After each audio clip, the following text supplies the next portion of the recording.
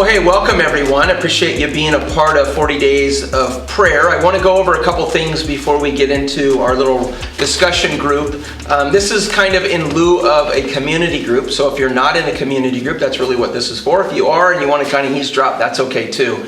But I do want to cover a little bit about how the book is set up, just so you kind of have an idea of some of the things that are important to look at. So hopefully you've got one of your 40 days of prayer booklet from the church. If not, you need one to fill it out. But if you start looking through toward the back on page 175, you'll start seeing prayer resources. And there's a lot of good information and kind of helps and ideas on prayer. There's a daily prayer of serenity. There's an Ephesians 3:20 exercise. There's a gratitude list where you can list A through Z areas that you're grateful for. Prayer for forgiveness. 7 steps to escape temptation on page 183. So there's just a lot of good information, a lot of good helps in there that hopefully you'll take advantage of. And then for those of you who like to read, there are on page 190 and following, there are several books on prayer. If you're interested in reading and studying more about prayer, there's some good books in there. I have a few of them, read them through the years, and so there's some pretty good stuff in there. And then last, before we jump in today on how to use the book, on page toward the back, there's a place where you begin to, page 220, you begin to record your prayers. So if you have any specific prayers that you would like to record as kind of a journal, that's a great place to start and to begin to do that, all right?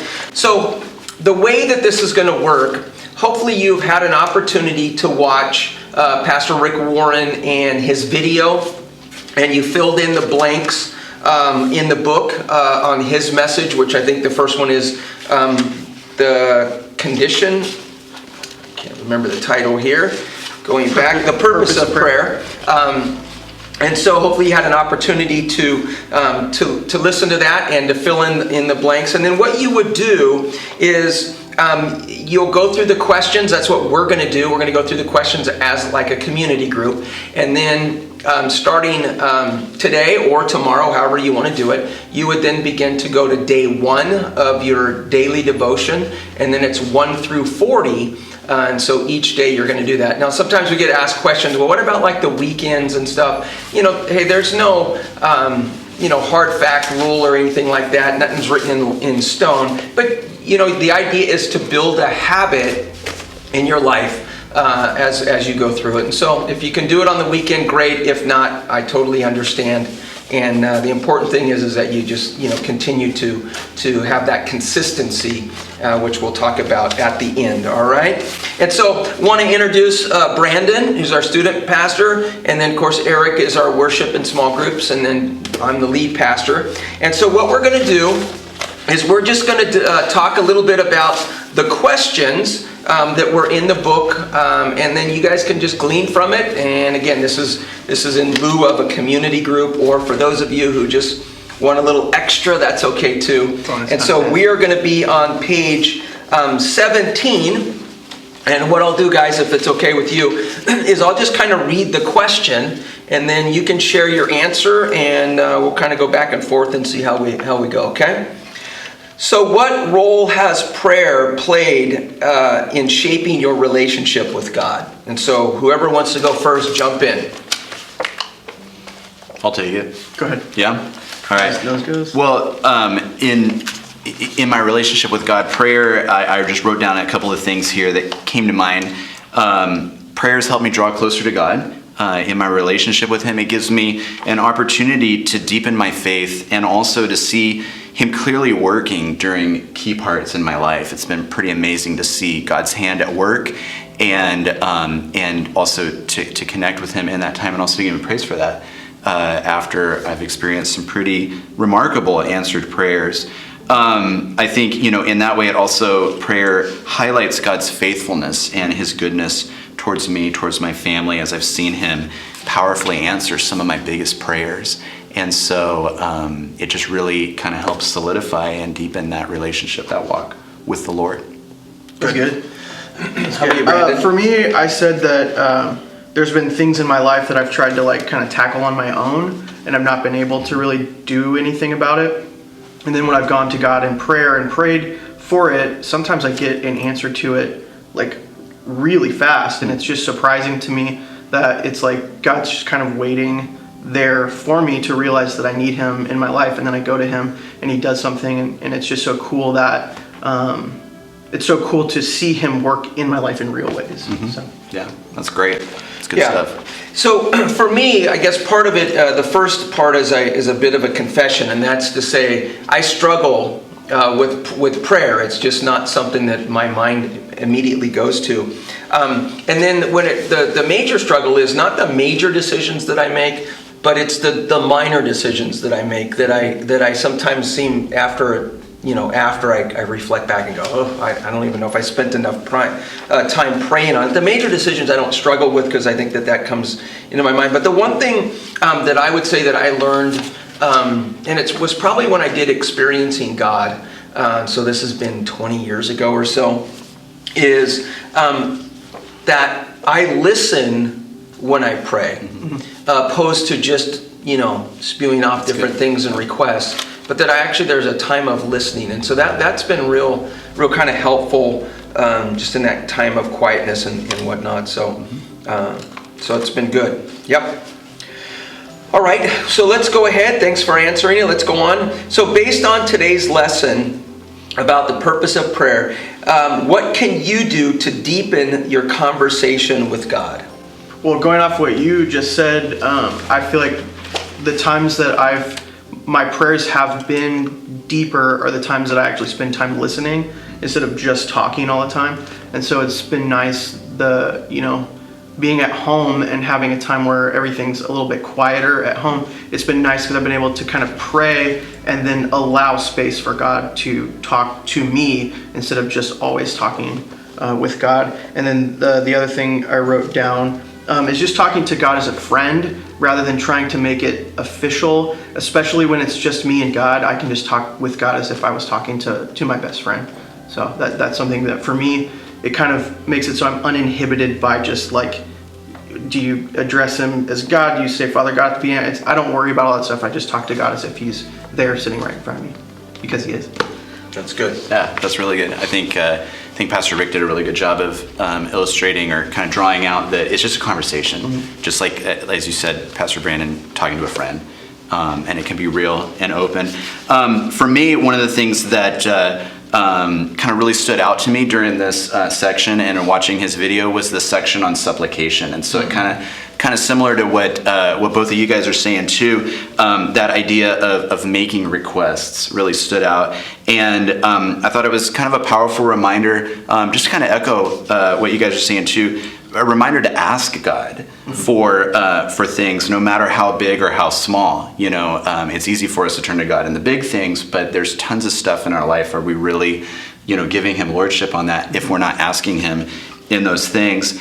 And I was thinking, one of the things Pastor Rick said was that God knows what we need, of course, right?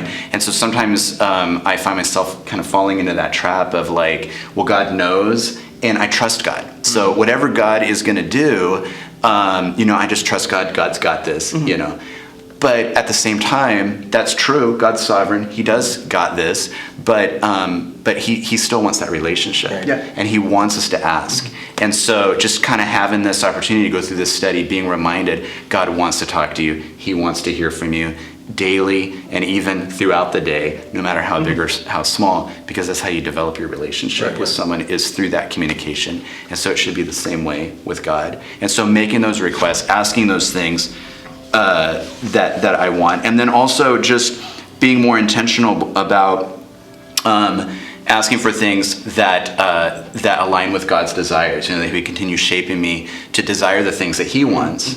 So that then, in turn, the things that I'm asking for are the things that God's inclined to give.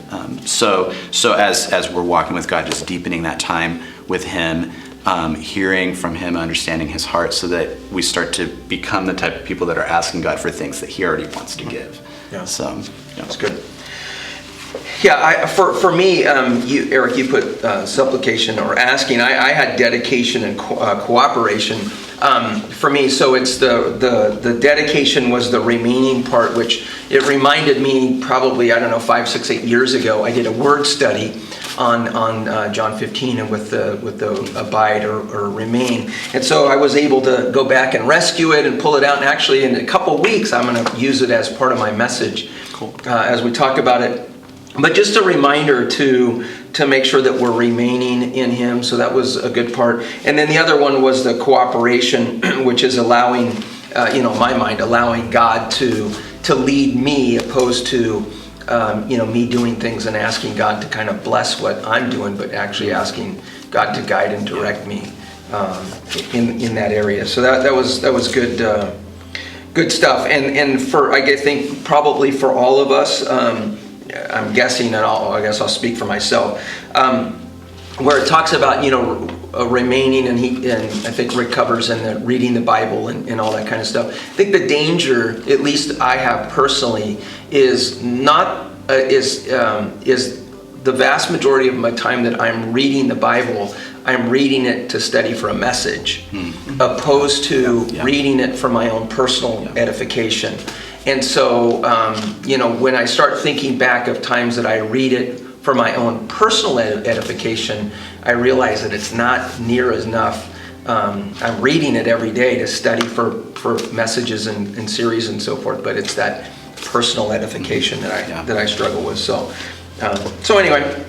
Yeah. So let's go on to the third question there. So what are you hoping to get out of this study in the next 40 days? I jotted down just, it's kind of like, it seems like we can kind of relate to some of the similar things here. But what I jotted down was just, as with many things in the Christian journey, you don't want something so powerful and so impactful in your life as prayer and time of connecting with God to become rote, or to become, kind of going through the motions. Certainly you don't want to skip it, but there's that danger of, in repetition, it also becomes, it just becomes kind of rote. And so I'm just hoping that kind of getting back to the basics of something that's just really a building block of our faith will kind of give me some intentional time focusing on prayer, on connecting with God over these 40 days, having this conversation with God like a friend. And I'm just hoping, that it'll be a time of refreshing and just kind of rejuvenating in my prayer life, and see what God wants to do through that. So That's good. Yeah. I think for me, just like you said, just going back to the basics of it and just remembering all the things that God says for us to do in prayer. I think it's going to be good for me and for all of us to just go back to the basics. Yeah. I like it. Yeah. Cool. Yeah, one thought I had, just to kind of piggyback on that, is that there's always value in going back to the basics, and reviewing those things. There's so many different areas of life, sports, all kinds of other stuff, that really the key is holding firm to those basics. And so there's value in going back to that, regardless of where you are in your Christian life. Yeah. So. Yeah, the sports analogy is a good one. You think about like professional baseball, even though these guys are incredible athletes and all that stuff, when they go back to spring training, it's the same stuff. It's running the bases, sliding, catching the ball, throwing, pitchers, covering first base on a bunt. And they're like the best in the world, but they have to have a coach there with them, just teaching them, remember all these things that we learned before. So I think Vince Lombardi once said, I think it was him, he walked into his receivers and running back and held up a football, and he said, "This is a football, catch it," right? So sometimes Sounds about right. We're like that, right? Yeah, exactly. So, and for me, I think the one I would say the goal for this 40 days is to fall deeper in love with Christ, and just desiring to spend that, quality time with Him. So if you go ahead and turn the page, and we're going to go to page 18, and we're going to talk about putting it into practice. And so if you're watching here with us and you're not in a community group, we want to make sure that you take advantage of those things and work through them individually. If you're in a community group, hopefully your group will discuss those. But if we go down to, in your group, pray together, And so I'm just going to ask you guys, what are you lacking in your life simply because you've never asked God? And I don't know if you want to be bold and ask that, answer that. Or the next question is, what is your greatest need in life, or maybe even in this study? So I don't know if you wrote anything down you'd like to share. You're welcome to do that. I didn't really write anything down on that one, and talking about being bold, but I think Pastor Dan, when you said reading the Word, a lot of times you find that you're reading that obviously as pastors. I mean, it's for a lot of it tends to be kind of for our job, and I'm grateful for that, and God's given us that opportunity. But I think for all of us, really, our deepest need is Christ, and drawing closer, no matter where we are, continuing to move towards Christ. And so just kind of the whole daily struggle of keeping things fresh, staying in the Word, remaining in contact with God and conversation with Him, just to see that be rejuvenated and refreshed every day it can be a challenge at times. And so that's, I guess, one of the things that I would just say, kind of shooting from the hip off of that, is that my greatest need is Christ and being in communion with Him. And sometimes I feel like I'm on track with that, and then there's other times where I feel like kind of need to do better. So just being honest. I think I feel a little bit guilty right now that there's not something that just immediately comes to mind where it's like, what do you not have because you haven't asked for it, or like, what's your greatest need? Because I think we live kind of in a privileged area of the world, and so I feel slightly guilty just not having something that just comes out. But I think you're right. It's just making sure that we're staying in Christ, and making sure that we're asking God for that relationship and that closeness with Christ, whether we have physical need or not. Yeah, and so for me, what I wrote down is kind of back actually to the part of the if you will, the job part, or the shepherding part. And I think at this point that God led me to write down was the wisdom, that I would have wisdom in leading the church in this new season that we've been in. As we move forward, and I've shared on messages and stuff that everyone's predicting that even when we're able to all attend back in the congregation, that the church life is going to look different. And so what is it going to be? And unfortunately, we resist change, and so we want to go back to the same old. And so what is that new season going to look like? As we move forward. So really praying, I guess my greatest need was praying for wisdom, in that area for that. So, but I appreciate you guys sharing that. Yeah. So if I can, let's go ahead and talk a little bit about on page 19, and this is kind of more directional for you guys who are watching. It talks about in your life daily prayer. Set a daily alarm as a reminder to pause and to pray this prayer, weekly. And there's prayers in here that they have it. But I think one of the things that I would say, a couple things that I would mention is all of us have a little bit of a different temperament. The two of you guys are definitely opposite of me. I'm an early riser and an early one. I want, by 3 o'clock my day is done. For you guys, I wake up at 3 o'clock. Around 6 o'clock your day is just beginning at 6 p.m., not a.m.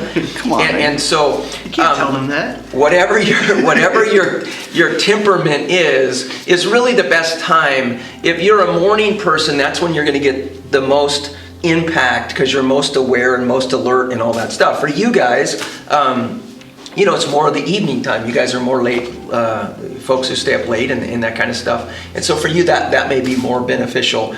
And so depending on your temperament and kind of, whether you're a morning person or maybe, you're an afternoon person, evening person, whatever it is, playing to your strength. And then the other thing is, and I get this question a lot when we talk about prayer, because it's like, is it like hours every day? I don't have hours.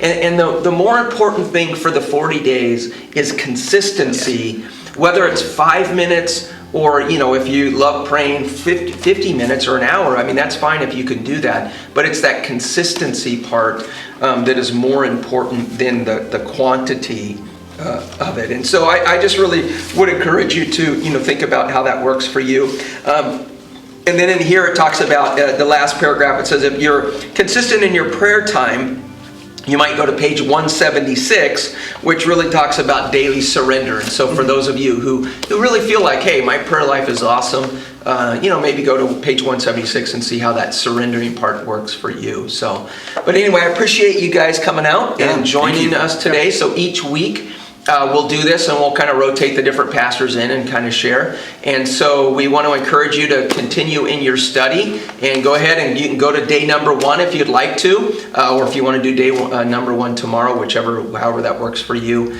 and then be consistent through the week. So appreciate you guys' desire to want to grow closer to the Lord and to grow spiritually in our life. And so I appreciate that. Appreciate all your help. And we look forward to seeing you very soon. God bless you.